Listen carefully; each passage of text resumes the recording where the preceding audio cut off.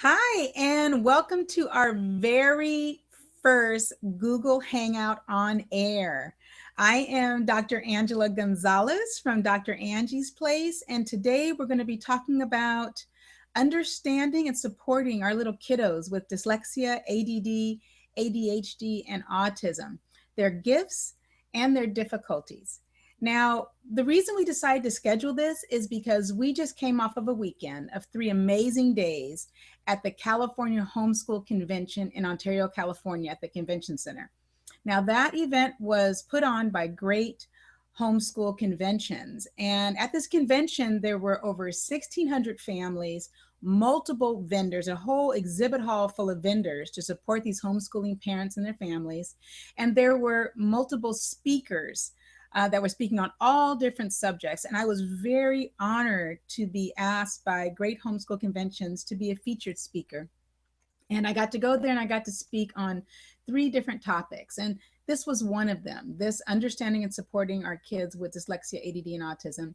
Again, the gifts and the difficulties.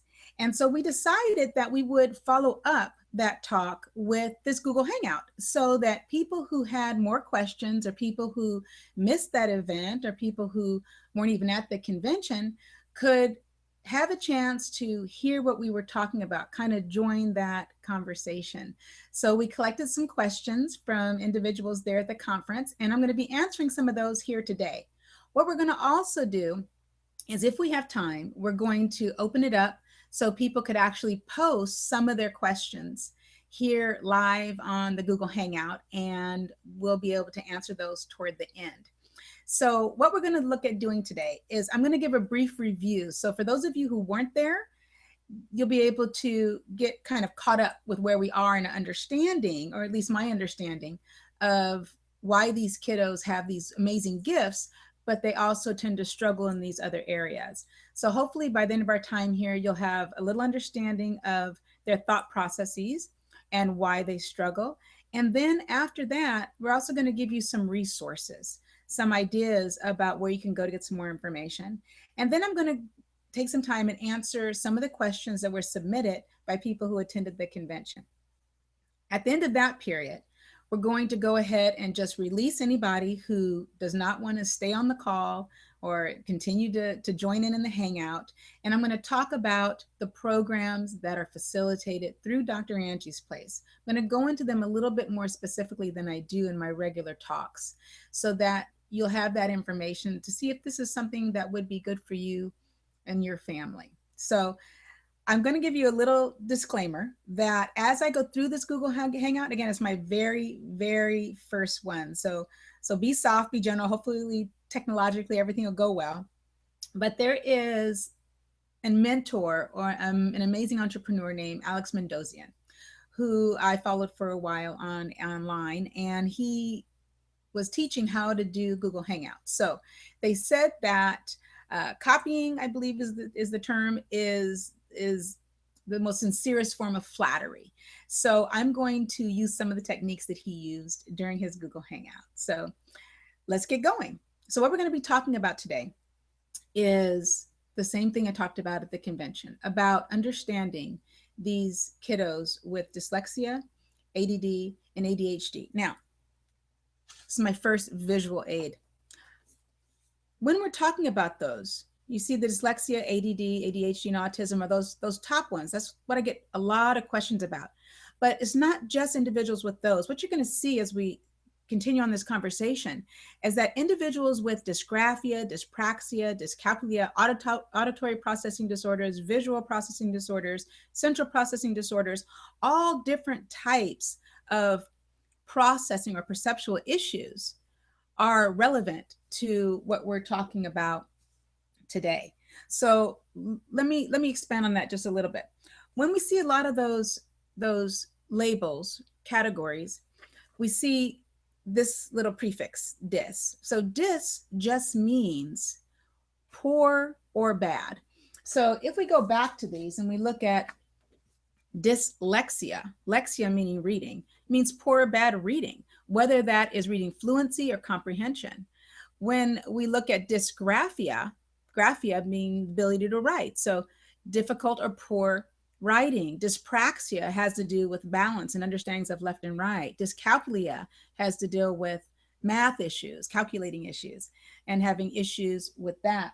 So as we progress through here, keep in mind that we're looking at all of these different uh, labels.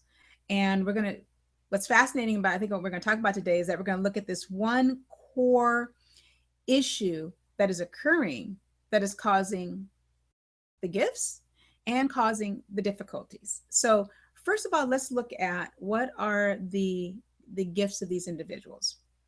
These individuals are out of the box, creative, innovative, intuitive, progressive in their thought processes types of individuals. They are our architects and our artists and our engineers and our computer programmers. Um, Across the board, there are so many things that they are so good at. So what kind of differentiates them from other individuals? I think it's pretty widely accepted that there are two ways of thinking. I'm not talking about ways of learning, I'm talking about two ways of thinking. And people either think in words like cat, or they think in pictures. Now, when we think in pictures, we think in a visual format where a lot of information is coming in. When we think in words, we think about as fast as we can speak. That makes sense, right? Most people use a combination of both. So they use a little bit of visual thinking, a little bit of verbal thinking. But when we are more skewed toward the visual end, is what these are the kind of individuals that we're talking about. So when we are visual in our thinking, we have the ability to perceive our visual thoughts as a reality. For example, if we look at Albert Einstein and the theory of relativity, history says that he was sitting in a moving vehicle of some type, and he began to think about what it would feel like if he was moving at the speed of light. And he began to feel what that would be like. He began to experience what that would feel like. And then he looked at time in relation to the speed at which he was traveling. And it was out of this correlation, his ability to experience that visual distortion that he had created as a reality, that allowed him to begin to move forward in his theory. So if this visual style of thinking that allows us to think about 40 times faster than a verbal thinker, that allows us to go into a place and feel as if we are experiencing that three-dimensional thought as a reality. If it was just all roses and candy and soda pop, then we wouldn't be having this conversation today. So the reason we're having this conversation is because there are some issues that can arise from this style of thinking. Now, when we look at our world and where it is right now, and we look at amazing people who have this type of thinking style, people who may have self-proclaim themselves as dyslexic or ADD or even on the autism spectrum, or individuals where we can look back in history and we can look at the way they interacted socially and the way they talked and the way they described what was going on in their minds, that we can put them into one of these categories. We would say people like Walt Disney and Thomas Edison and Albert Einstein and Richard Branson and Leonardo da Vinci and John F. Kennedy and Winston Churchill and Magic Johnson and Greg Louganis, we can go on and on and on.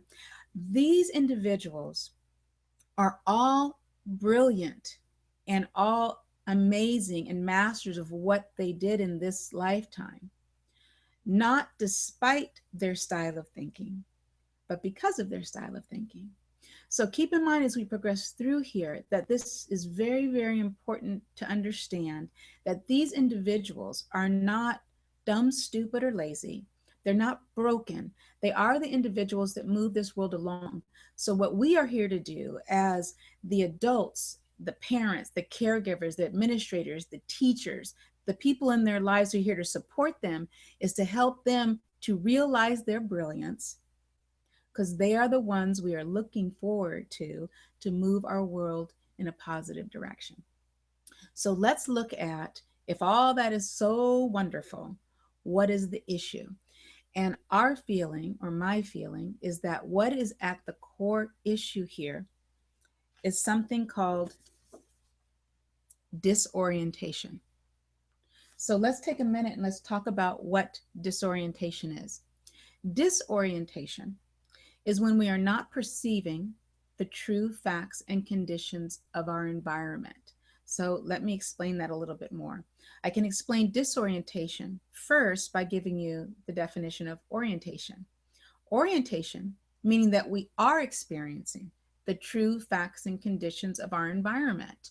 So when we are oriented, our brain is perceiving or seeing what our eyes are actually seeing. They're in unison, they're working together. If I am oriented, my brain is hearing what my ears are actually hearing. In addition to those senses, my sense of balance will be more accurate. I will feel more at ease and easily balanced, and my perception or my sense of time passage will be closer to what is in the shared reality.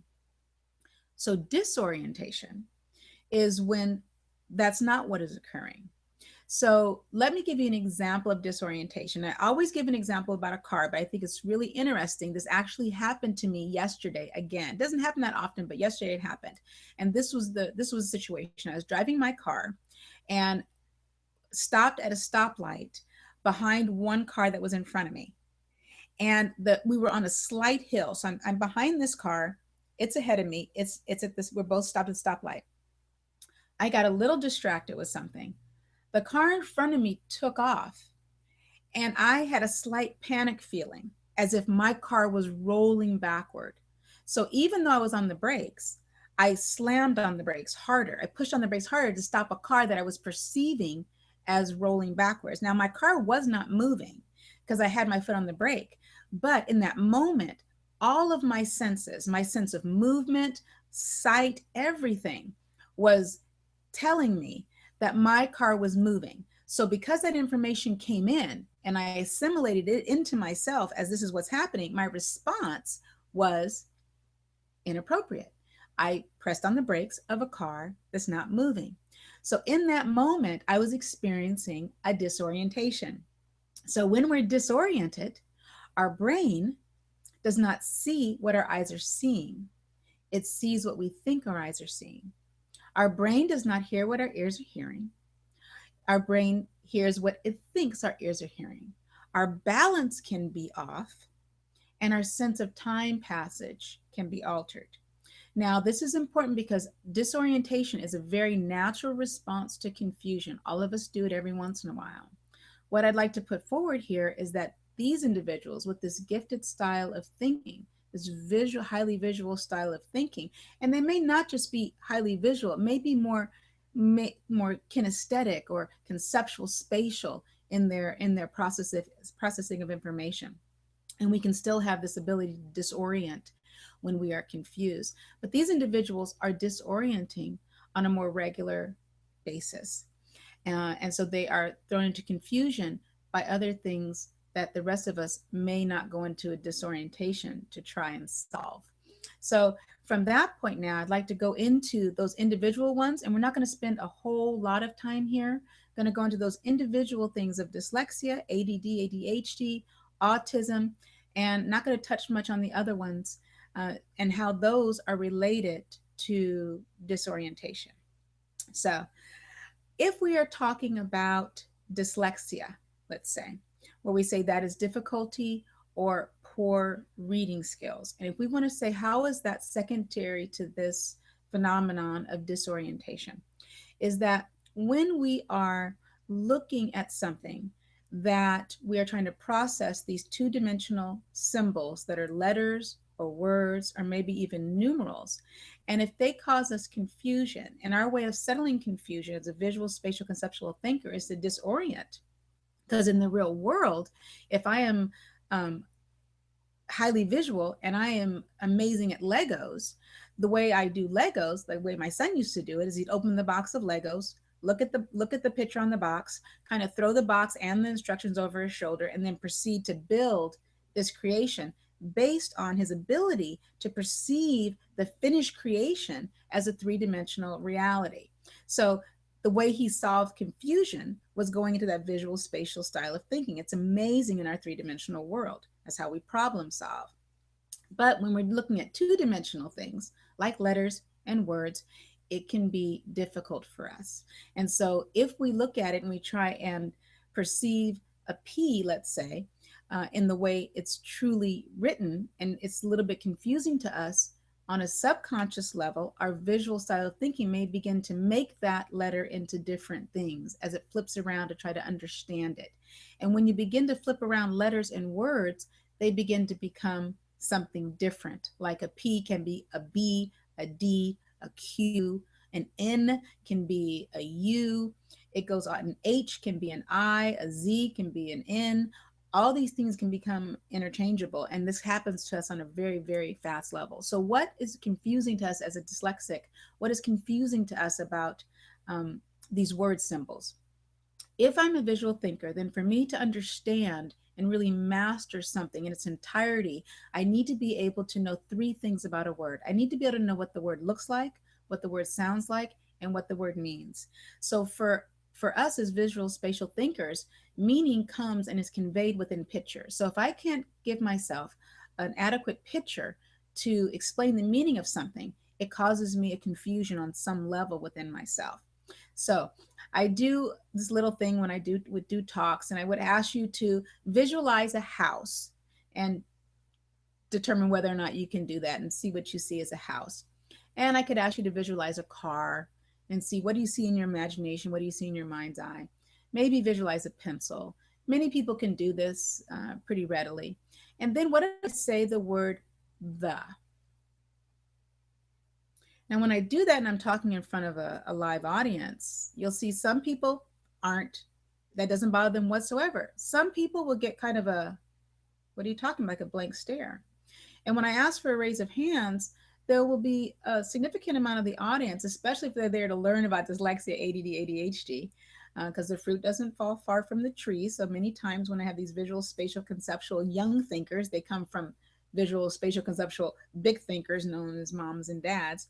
And so there may be confusion on their face because there's just darkness. And so when we run across these words that don't intuitively allow us to make pictures, and as picture thinkers, we need pictures to convey meaning, we get slightly confused, either on a conscious or a subconscious level. And when we are confused, we go into this thing called disorientation, which is our process for solving confusion. And we've already said in that place of disorientation, now the information in front of us is no longer coming into our brains as we see it. It's being processed as we think we are seeing it.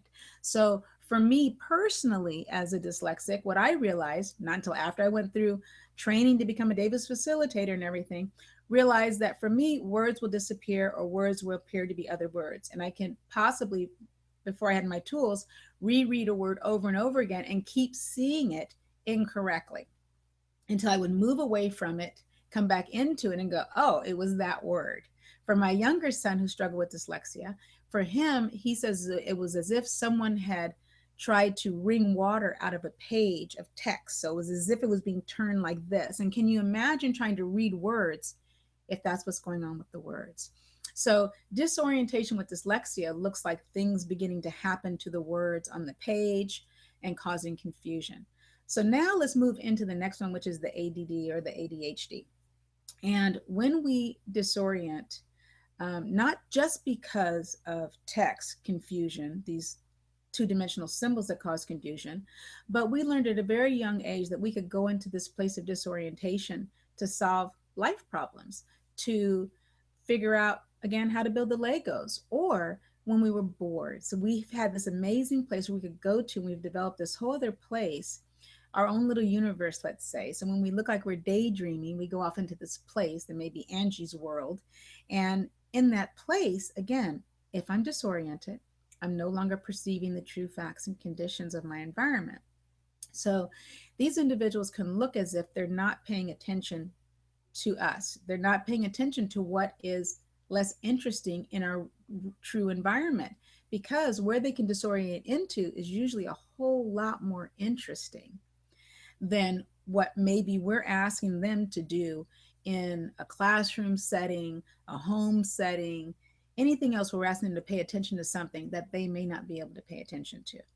Now, in that place of disorientation for these individuals, because they start doing this very, very young, there can be a misinterpretation of just what's going on around them in the environment. And what that can look like is not really learning by true experience in our shared reality of things that will give them the life understandings of concepts such as consequence, which is something that happens as a result of something else. Not understanding cause and effect, not understanding time, not understanding order.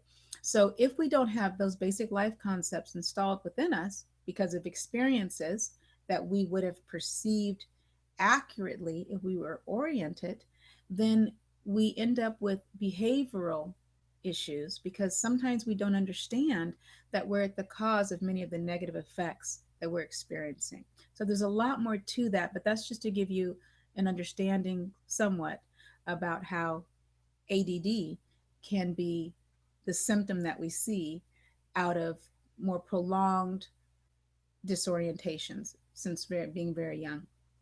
Now let's go into autism. And with autism, it's a little bit different. We look at the autism spectrum, and now we've had some recategorizations with the DSM-5, and we're looking at, high functioning autism, and we have verbal and nonverbal, and we have some kids that have STEM type of activity and some that don't. So how does this idea of disorientation go hand in hand with that? What I'd like to put on the table for you right now is something a little bit different than disorientation. And I'd like to talk about more of an unorientation. So, disorientation, by definition, is kind of saying that there is an orientation and it just goes off of that place every once in a while for whatever reason. And unorientation means not necessarily having an adequate natural place of orientation all the time. So there isn't a disorientation coming back to an orientation and then being triggered into disorientation. There is a persistent, consistent unorientation. If we are not in a place where we have the ability to perceive the true facts and conditions as they're actually occurring around us, we may not have the ability to even begin to do something which happens in neurotypical individuals around 2 years old. And that thing that happens in neurotypical individuals is something called individuation. So when we individuate, we begin to understand that we are separate, that we are this body, mind, and thought process and urge to be here separate from mom, dad, brothers, and sisters. If that doesn't happen, if I don't know that I am separate, then it's very hard for me to build an identity separate from everything and everyone going on around me. So, the first thing we need to do if we're helping someone with autism is to help them achieve individuation. And what that looks like and is synonymous with is being to achieve orientation. So that's how these are all kind of mixed together. So that is kind of the short version of the hour talk. There's a lot more involved with that. Hopefully, we'll be able to get the audio taping from the talk I actually did at the Homeschool Convention, and I'll be doing a lot more of these. And I think we're going to start to break these down into specific areas. So we'll do a talk on dyslexia and have some specialists come in on the Google Hangouts, and ADD and autism, and the other dis is the dysgraphia, dyspraxia, all that as well. But for today, that's going to be what we allow to lay down that foundation. So now, what I like to do, so what I promised the people who were there at the convention is that I'd like to go ahead and answer some particular questions that people asked who attended the convention. So one question was, how do I get my kid to focus on other things like he does his video games, right? And I think that's really, it's a great question because, you know, we have this term attention deficit disorder, right? So they have a deficit in their ability to pay attention, right? And along with that also comes this, a key part of the diagnosis, which is impulsivity. So, and again, that goes back into that not understanding cause and effect. So acting without thinking type of thing, right? But attention deficit would make you think that they just can't focus or pay attention. But we know that's not true if we have one of these kiddos, right? We know that they can pay attention to what it is they are interested in. So some of these kids can sit and play a video game and the whole house could fall down around them and they'd still be sitting there playing their video game. Or they can sit there and watch a whole movie, and then when you get home they can replay that entire movie for you. So it's not the inability to pay attention. I believe it's a misnomer. It's the inability to pay attention to what we would like them to pay attention to. So the question is, how do I get them to do that? What I like to tell you is that I wish I had an easy way to have them do that for you, but I would ask you, how do you focus? I haven't met one person who doesn't have tools like David's tools we'll talk about in a little bit, who could tell me and explain to me exactly how they get into a focused state, right? Because many of us know how to do it, but we can't explain to you how we do it. It's just a feeling. So there was a comedian who talked about being ADD, and he said in third grade, his teacher came over to him and said, just focus, just concentrate. And so the little kid said, okay, fine. So whenever he sit down for a test, he would just sit at the test and go like this, as if that was the form of focus, right? So you see some of these kids trying to do the things they've seen other people do, like just staring at the page. Yeah, but they're still in a disoriented state. They're still experiencing something completely different than what's truly in front of them, right? So they'll try these things. So until they have some tools, some tangible things that they can do to achieve focus, it's going to be really difficult. Now, what I will say is that if your kiddo has found something like tapping, so a lot of these kids, right, are drummers. So in class, they're drumming. Get them something softer to drum on, right? That wasn't that much softer, but you know, some little pad of something, or chewing gum. Because what we find with these kids is that actually some type of movement helps them to feel what that focus state feels like, at least a little closer to what other people are experiencing. The other thing is that if you have a little kiddo like this who's highly distractible, then what we don't want to be asking them to do when we're trying to give them instruction is to say things like, just look at me when I'm talking to you. You know, this thing right here, the face, is one of the most, I mean, you guys watch me, I'm very expressive. The eyes, the mouth, everything is moving. So now we're going to take one of these highly distractible little guys, and we're going to ask them to just continue to look at us in our eyes while this thing is moving and trying to give them instruction. And we'd like them to pay attention at the same time. So go ahead and get their gaze, go ahead and lock eyes for a moment, then let them look away. Let them turn their back to you. It really doesn't matter. And then go ahead and give them their instruction. Also, if you know that your kiddo is one of these visual thinkers, then give them the information in as visual way as possible. So if you need to give them like a 3-step command, don't just yell at them from around the house, because odds are if they're somewhere in the house, they're in a disoriented state. And if you just yell out their name, begin to throw out commands while they're in that state, it's going to go through this misperception. And what that's going to look at is like, hey, Frankie, I need you to go get your shoes and your jacket and then pack your lunch and then meet me at the door. And then you go and little Frankie's upstairs, you're watching TV, and you go, well, what are you doing? I told you to, do these things and we're going to leave. He says, no, you said we were going to do that in 15 minutes and I could watch TV. Because again, his brain didn't hear what his ears actually heard. He heard what he thought his ears were hearing because he was in a disoriented state. So when we need them to follow a command, we call their name. Get eye contact for a moment, let that break away, and then say, hey, I'm going to ask you to do something. I want you to tell me if you can see what I'm asking you to do. Not here. Can you see what I'm asking you to do? So, hey, Frankie, I need you to go upstairs and get your shoes. Can you see that? Great. Then walk them through the second one and the third one. And at the end of that, say, hey, what did I ask you to do? Just tell me your movie. I do this in my office all the time. I can run them through 4, 5, 6-step commands through the office if I'm allowing them to build their movie, right?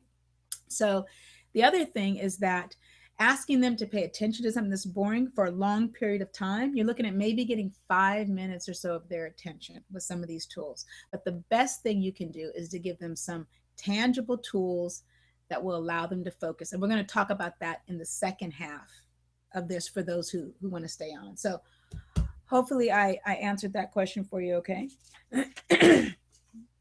Okay, so the next question was, Dr. Angie, for reading problems, how is it different, the program that you have, how is it different than what they're already doing in the schools? Okay, so that's a great question.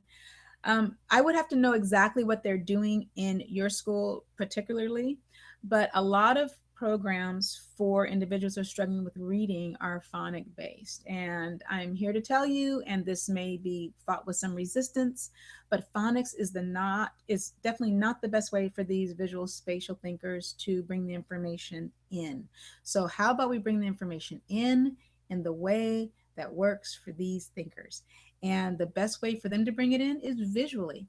So once they have some tools on board that help them to focus, stop the disorientation, because again, if we can't stop the disorientations, can't get them in an oriented, focused state, the information is going to come in through a misperceived filter, just like the car. So it's like, the car is not rolling. You think it is, but we keep telling them it's not rolling, but they're like, yes, it is rolling. And they're going to keep slamming on the brake until we can correct that perception. So what we do is a little bit different. What we feel is that if we can get to the root problem that is causing the difficulties, and we can alleviate that problem, then all the rest of the problems associated with that root go away, right? It's just like if you have an infection on a plant.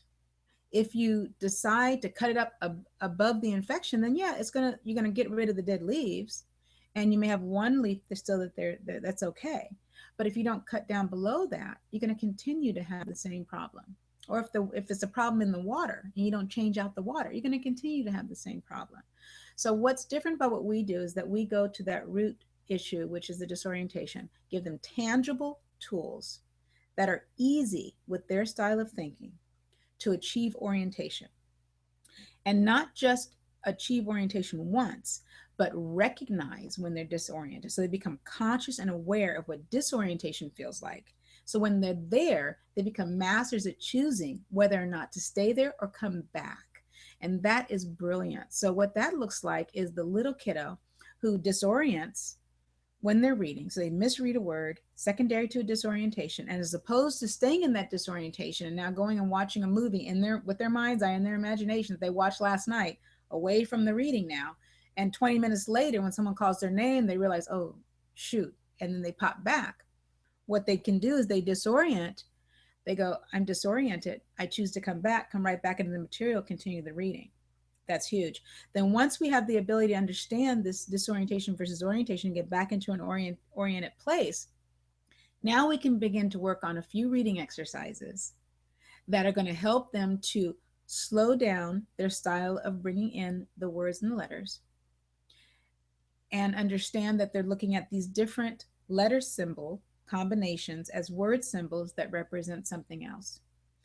And all those little words, we talked about the word like the word there's about 217 of those words in our English language.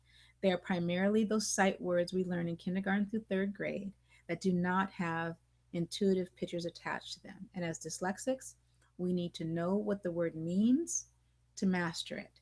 So no better way for us to master the meaning of a word than for us to create it, because we are creative people. And in the program that we facilitate as Davis facilitators, we bring that information down onto the table in clay. So these little kiddos, and I say kiddos because that's who we're talking about today, but most of us work with kids, adolescents, teenagers, young adults, all the way into adulthood. Um, I always say in my practice, I work with kids age 5 to 105, doesn't matter. So I say kiddos, but it could be anybody. And so once they can master a word, which is a symbol, and they know what the word looks like, THE, what the word sounds like, the, and what the word means. For example, that one which is here or has been mentioned. And I know that because I can see and I'm conscious of the picture that I created in clay on the table. Sounds like it's a difficult picture to create. With a little bit of support and training, it's very simple. And so that word no longer causes me confusion. And as a dyslexic, if I'm not confused, I don't go into an involuntary disorientation. So the program that we facilitate as Davis facilitators is much different from what they're doing in most of the schools. So hope that answered your question. Okay. So the next question was, how does the program work? What does it actually look like? What I'm going to tell you is that in a few minutes here, I've got a couple more questions to answer, and I'm going to give you the resources. And then I'm going to allow anyone who's here who needs to just take off and they're not interested in the programs to stick around, where I'm going to go into the programs in depth. Okay, so I'm going to hold off on that question.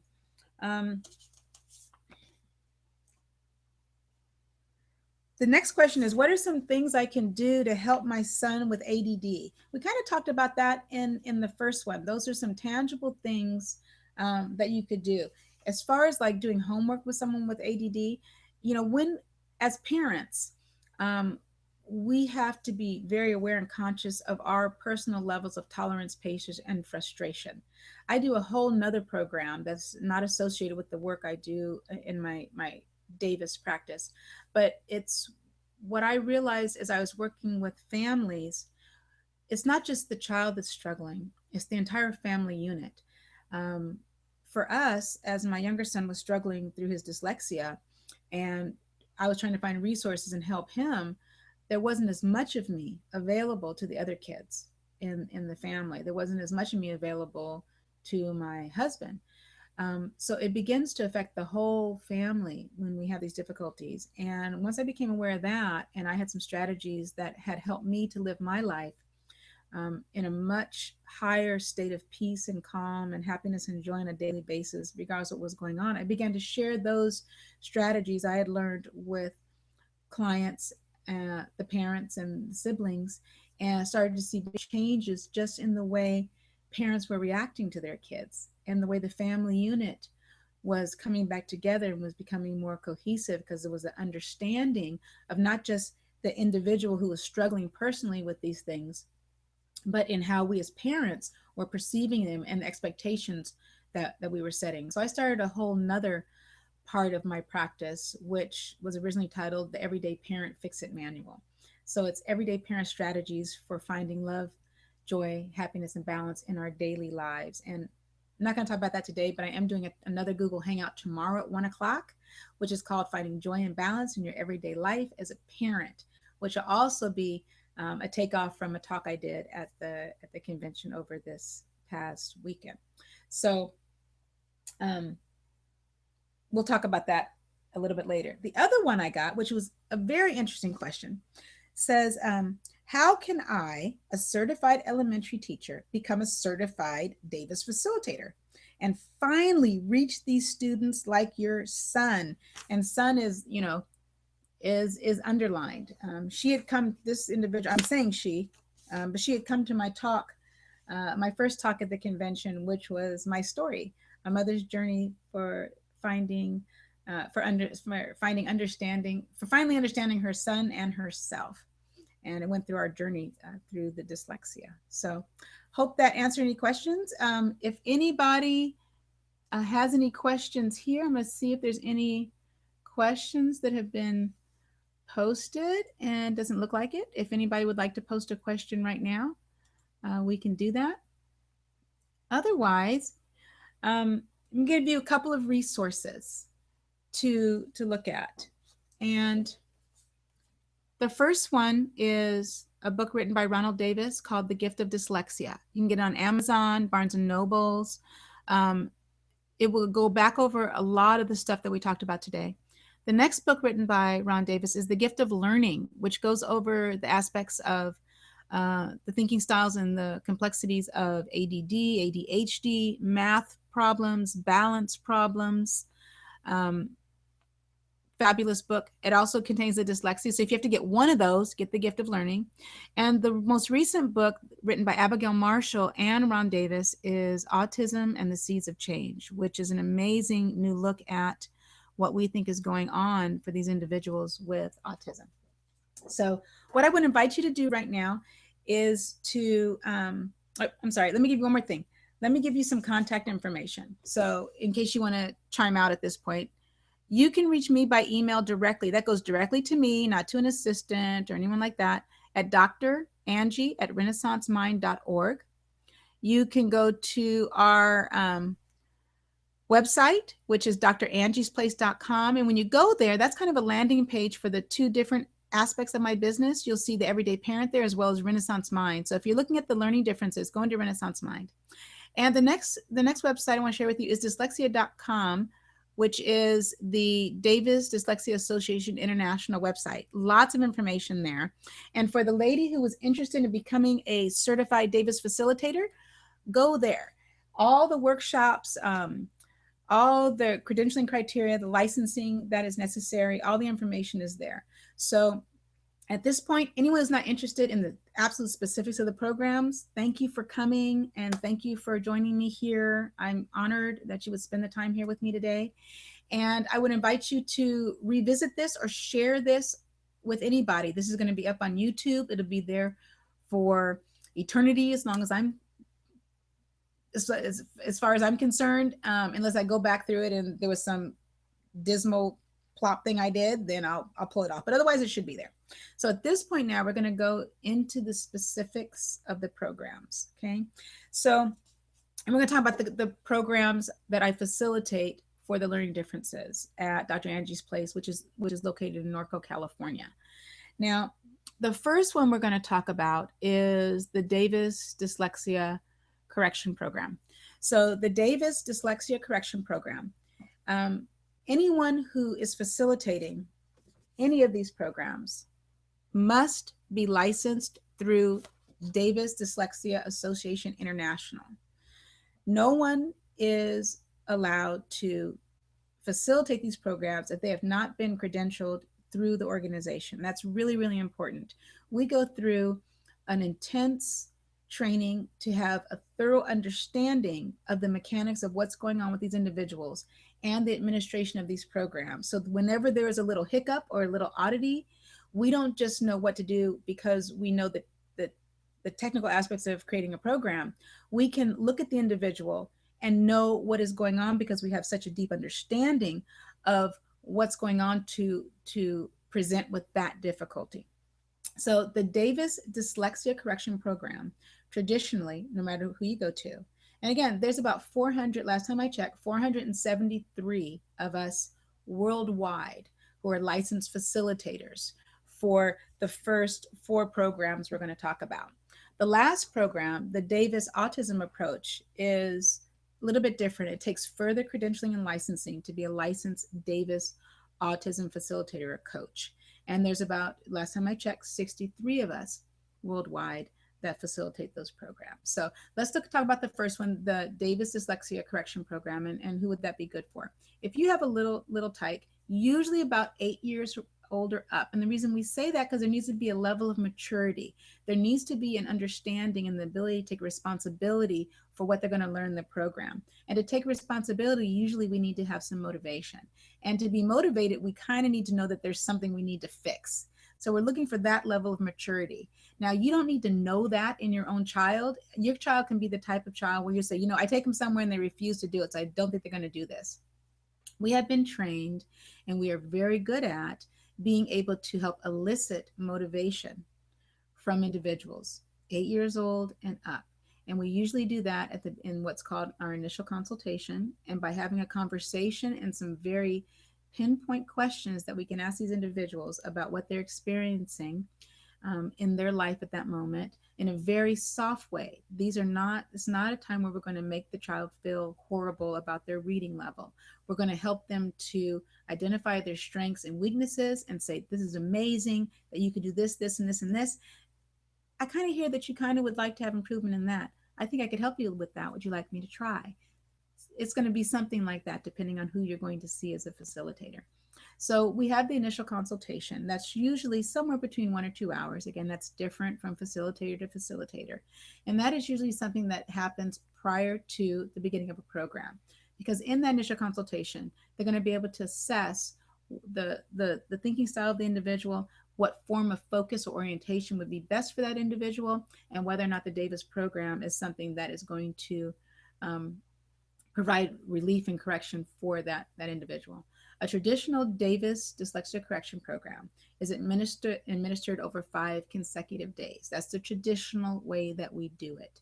Are there differences to that based on what family needs are and stuff? Yes, but those would be taken on an individual basis. So traditionally, they're administered over 5 days, about 6 hours a day with a break in between, and usually one-on-one between the licensed Davis facilitator and the client. And the client is the child, not the parent. So the facilitator is working one-on-one with the child so that a child can achieve what they would like to achieve.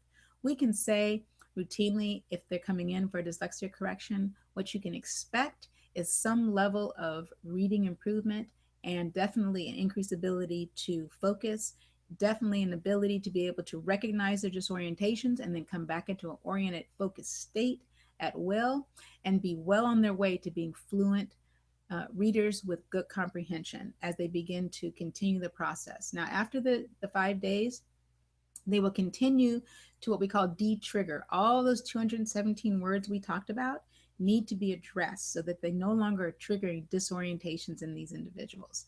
And you will be instructed by the facilitator you work with, usually on the last day of the program in the afternoon. The parents or the support or the caregivers or a loved one, if it's an older individual, a spouse, are taken through what we call support training, where they are taught how to support this individual after the program and what they need to continually find more success. So that is the Davis Dyslexia Correction Program. The next program, and that's for the reading issues. And in all of these, at the base of all of these, is going to be giving the individual the ability to achieve orientation or focus. So that's across the board. So out of any of these programs, one of the primary things, not just an increase in confidence, which is huge. That was primary for my child when he went through his Davis dyslexia correction, but they're going to have the ability to find focus and know what that means. The next program is the Davis Attention Mastery Program. And that is for most of the people coming in with that is because they have signs and symptoms of attention deficit or attention deficit hyperactivity disorder. So again, they're going to get these tools. And again, when I talk about the tools, there's 3 basic tools we're going to get that I'll talk about in this video when we go through a Davis program. Number 1, we're going to get something called orientation. And so maybe called something different depending on what form of focus they are given, but it will be a tool to allow them to know when they're oriented, know when they're disoriented, and get back into an oriented state. The other tool they're going to get is one that's going to allow them to, regardless of what's going on, to relieve themselves of any tension, frustration, or anxiety within seconds. That is powerful. I usually like to give that same tool to my parents that are involved in this process so that they can immediately come into a relaxed state. And these kids will be able to do this. And they can do this, I'm telling you, from 4 years old up, really, if we give them that tool. The next one we're going to give them, and this is particularly important for those individuals with impulsivity and with the hyperactivity portion of their ADD, is we're going to give them a tool that will help them to regulate how they're feeling, the speed at which they feel they're revving on the inside. So you can imagine how you feel internally when you're about to go to bed. That's one place on this tool, what we call an energy dial, and how you would feel if you were running out of a burning building. That's another way you would feel using these tools. if you want to see something kind of funny, if you go over to my YouTube channel, I have a video on there that I made for a little girl because she thought it was hilarious. This is Dr. Angie explains her energy dials. It's kind of funny. So you can go ahead and watch that. So in this attention mastery program, I'm going to get those same tools like they did in dyslexia correction. But then from that point on, we're not going to go necessarily as much into the words and mastering the words, because those may not be what are causing the disorientations. We're going to go into the life concepts that may be missing. So we can begin to alter behavior. So now they have the ability to focus. Now we need to learn the concepts of change and cause and effect and consequence, before and after, time, sequence, order and disorder. Very, very important concepts, so we can begin to bring order into our behavior. Because until I understand I am at the cause of many negative effects that I may be experiencing, and understanding how consequence works, and then understanding how to place something in order, I can't order even my behavior. So in that place where I don't understand cause and effect, then I always am in this place of negative effects and have no idea of how I can be responsible for bringing about a change there. Because if I'm not at the cause, then I'm constantly a victim. People just hate me. No one likes me. They don't get me. It's not my fault. I didn't hit them that hard. We hear all those types of responses in these kids with ADD because they have these missing concepts. So we do that. And in the attention mastery program, like the dyslexia correction program, it is primarily a program that takes place over 5 days, believe it or not. Again, with support training and with some what we call post-program follow-up, where the parents and the client are instructed on how to continue to maintain focus, continue to create order within their environment as well as their behaviors. The next program we facilitate is the Davis Math Program. Now, the Davis Math Program is kind of the way I think about it. Other facilitators may think of it differently. The way I think about it is it's kind of an extra part tagged on to the attention mastery program. Because what we find with these individuals that are struggling with mathematics is that they may be able to do math amazingly quickly in their head, because as visual thinkers, we can think if someone says you've got 15 cookies and 4 friends come over, so now there's 5 of you, and everyone gets an equal amount of cookies, how many cookies does everyone get? And as a visual thinker, what I see a cookie jar in the middle, and I can see there's 15, and then I see 5 kids sitting around a table, and now they've all got 3 cookies. Now, I can see that, but if I am asked to do that on paper, and I've been someone who's struggling with math, I may not know if I did division, addition, subtraction, or multiplication. So I don't understand the arithmetic portion of math, even though I may understand it conceptually. So we need to give these individuals that ability. Now, with that said, if I don't understand consequence, I don't understand that there is some temporal relationship called time in the way things occur. If I don't understand that things occur in sequence, if I don't understand how to create order out of presumed disorder, I have a very difficult time with math. Math requires those basic life concepts that many of us learned just growing up. But if we have this place we've been disorienting into for a long time and have misinterpreted, misperceived life concepts, so they are either not installed or they are misinstalled, we need to have those brought in first in the attention mastery program, and then we can build those concepts of mathematics on top of that. So whereas the dyslexia correction and the attention mastery program are usually 5-day programs, with the math program, in my practice, we're usually looking somewhere between 8 and 10 days for that program, depending on the individual. And again, those first 3 programs require some degree of maturity and being able to understand that there's a problem that they want to fix. There needs to be some motivation so they can take responsibility for what's going on in the program. The next one is the Davis program, the Davis Reading Program for Young Learners. Now, this one is for me, is super, super fun. These are our little tykes, usually between 5 and 8 years old. They may not know that anything's going on right now. There may not be a problem going on right now. They may just be a family looking for their little tyke to have kind of a heads up and to make sure that there is no confusion that is developing out of these symbols that are called letters and words. So we can begin to promote very strong readers when we bring in all the different types of learning and thinking for these children to master these symbols that are called letters and words. Now, if we're in that younger age range, we don't know that we're really struggling, but parents are starting to recognize that it's really difficult for them to remember this letter over that letter.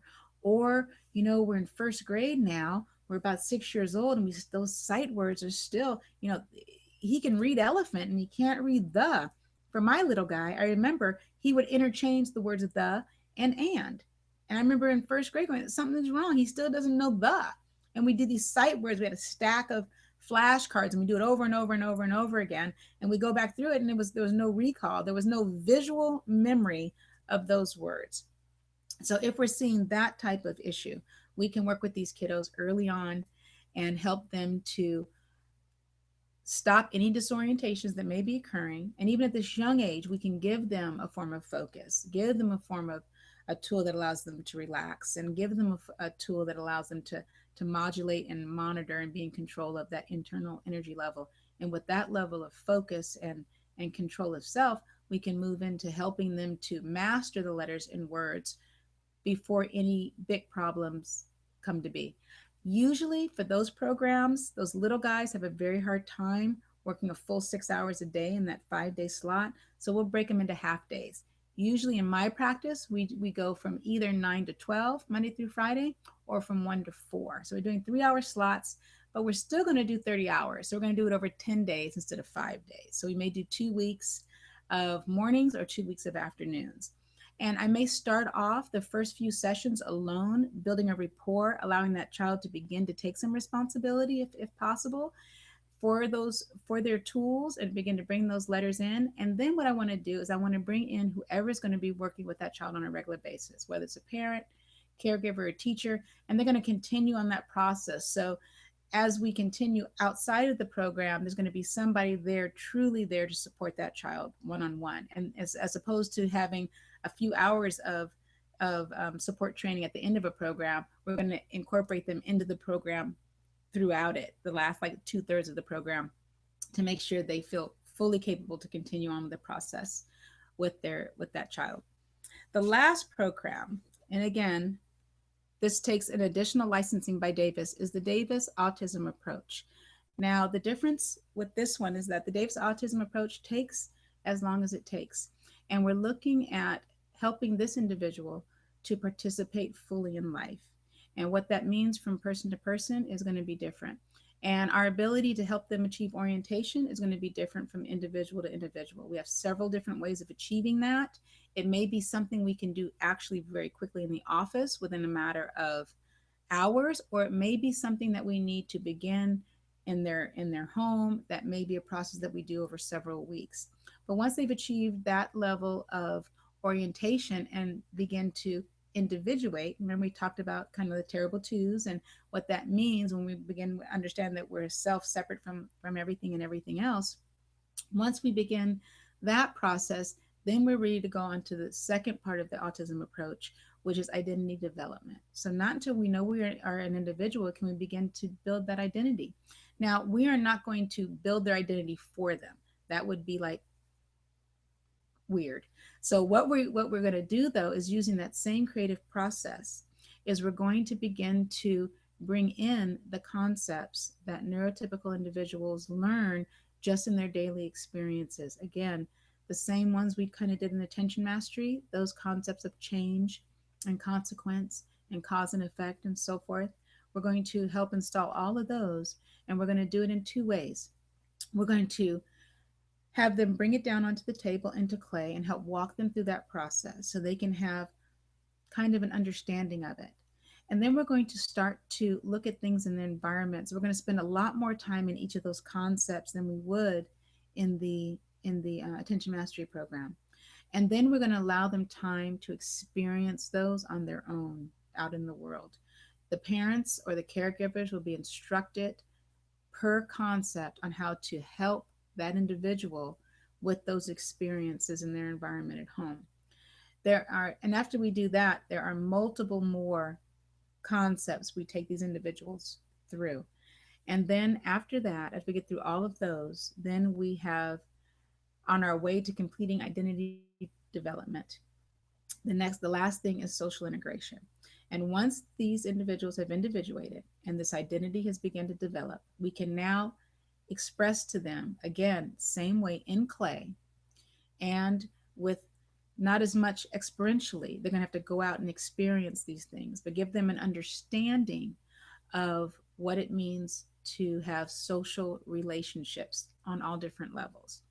And that actually at the end, that last part, which is the part that so many of these kids are so struggling with, is actually the quickest part to facilitate as a Davis facilitator. And then they get to walk out into the world and begin to bring all these life concepts that they've learned, all the concepts of social integration all together to begin to participate fully in life. Now, the programs that, except for the Davis Autism Program, are all facilitated one-on-one by a licensed Davis facilitator.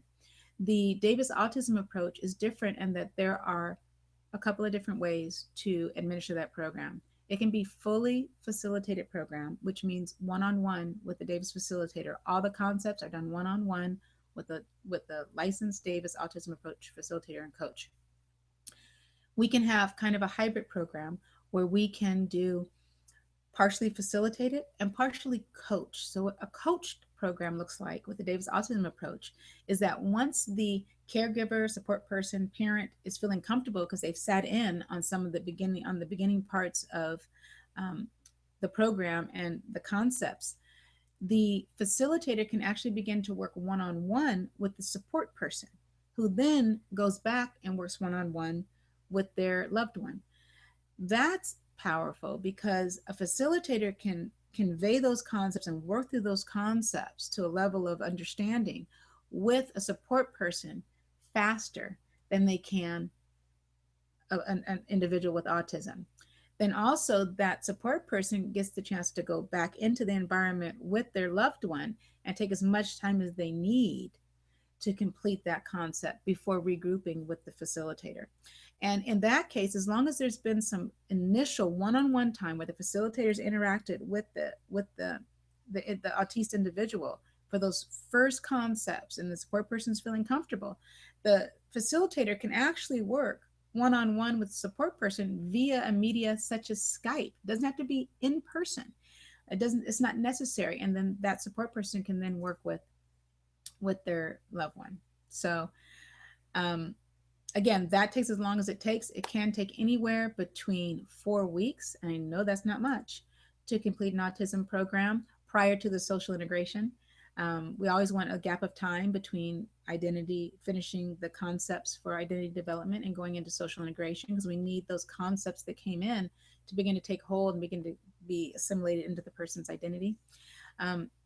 Or it can take as much as a year. It depends on the individual and how much time they can be in the clay and in the process. So I hope that explains everything. I want to go back and give you the contacts information. If you are interested in doing a program or getting more information, email me directly and I will send you all the pertinent information. Go to drangiesplace.com and you can get more information on all of the programs that we facilitate through Dr. Angie's Place. And then also go to dyslexia.com more about the dyslexia, attention mastery, math, and reading program for young learners. But there's also davisautism.com, which I didn't write on here, and get more information about the Davis Autism approach. So we are under our hour and a half, which is fabulous. So I'm going to bring this to a close. I will check one more time to see if we had any questions come in. And nope, doesn't seem like we have anyone that submitted any questions. So hopefully that's because I just did a really good job at what I did, hopefully. And so if you have any questions, we look forward to talking to you. And thank you so much. See you on YouTube.